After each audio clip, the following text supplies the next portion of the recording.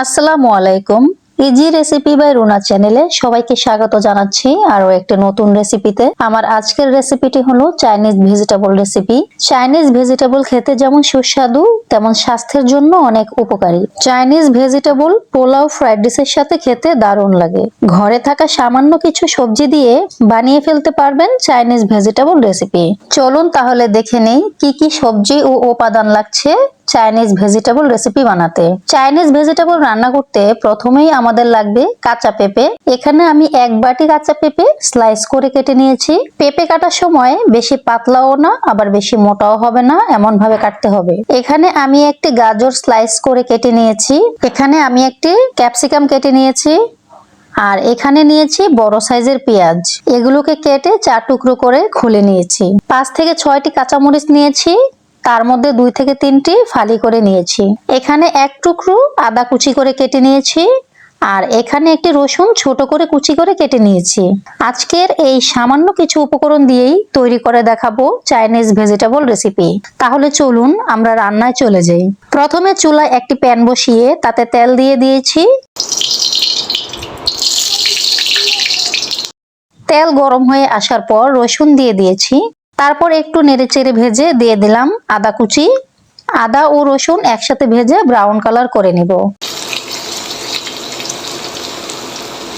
Brown colour হয়ে এলে প্রথমে দিয়ে দিব চিকেন। এখানে চিকেনটা আমি আপনাদের দেখাতে ভুলে গিয়েছি। আমি এখানে মুরগির বুকের মাংস নিয়েছি। মাংসগুলোকে ছোট ছোট স্লাইস করে কেটে নিয়েছি। তারপর একটু নেড়েচেড়ে সামান্য ভেজে নেব।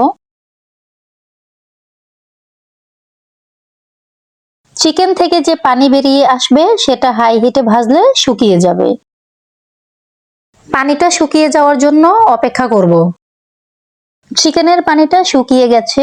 এখন আমি এখানে দিয়ে দেব কালো গোলমরিচের গুঁড়া 1 চামচ। এখন একটু নেড়েচেড়ে মিশিয়ে দেব।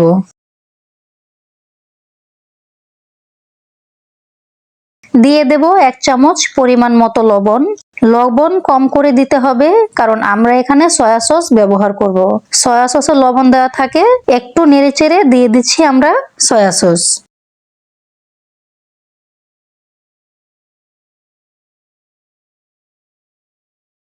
আবার একটু নেড়েচেড়ে মাংসটা হাফ সেদ্ধ হওয়া পর্যন্ত অপেক্ষা করব। মাংসটা সেদ্ধ হয়ে গেছে। এখন পেঁপেগুলো দিয়ে দেব। ভালোভাবে নেড়েচেড়ে মিশিয়ে নেব।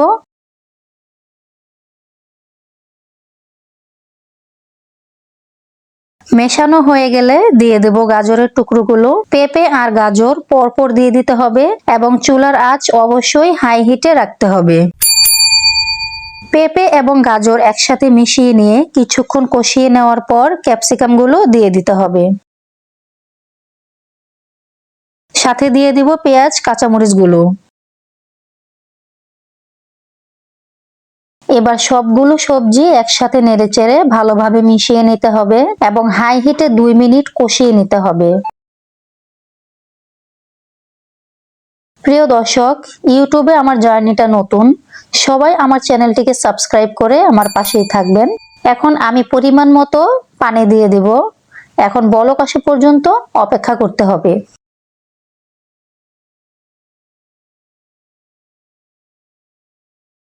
আমাদের বলক চলে এসেছে। এখন আমি এখানে আগে থেকে 2 চামচ কর্নফ্লাওয়ার আধা কাপ পানিতে মিশিয়ে নিয়ে রেখেছিলাম। এখন আমি এখানে কর্নফ্লাওয়ার অ্যাড করে দেব।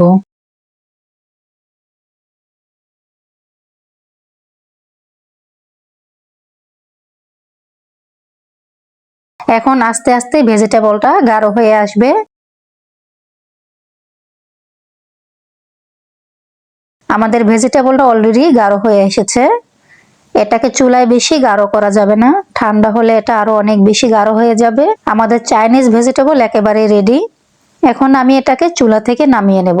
আমার আজকের রেসিপিটি কেমন লাগলো কমেন্ট করে অবশ্যই জানাবেন। পরবর্তী রেসিপি সবার আগে পেতে আমার চ্যানেলটিকে সাবস্ক্রাইব করবেন। সে পর্যন্ত সবাই ভালো থাকবেন। আল্লাহ হাফেজ।